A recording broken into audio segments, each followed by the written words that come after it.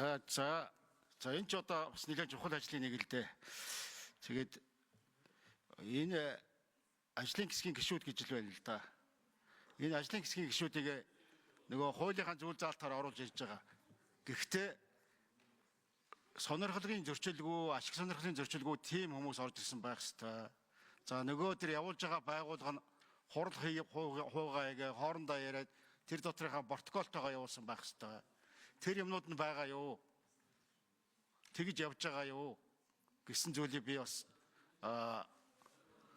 банк хоорондоо асуумаар байна. За энэ хоёр гишүүнийг бас ингээд хамт ажиллаад хууль тогтоогоод олон жил болсон. Тэгээ намайг бас тодорхойлж байгаад баярлалаа бас. За тэр одоо ярьж байгаа хэлж байгаа тэр хүлээлтэнд нь хүртэл ажиллахыг хичээнэ.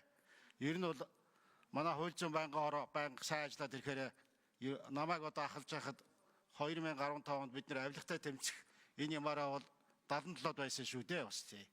Би бас зүгээр тоо харимт хэлэх хэрэгтэй байх гэж бодож байна. Шүүхийн хараат сайдл бол тэр үед маш их сайн ажиллаж ирсэн. Хамгийн сайн үзүүл тэр үед байсан юм аа. Тэгээ одоо энэ ажлыг бол хийхэд бэлэн байна уу? Тий. За баярлалаа. Тий. Өөр зүйл алгаа.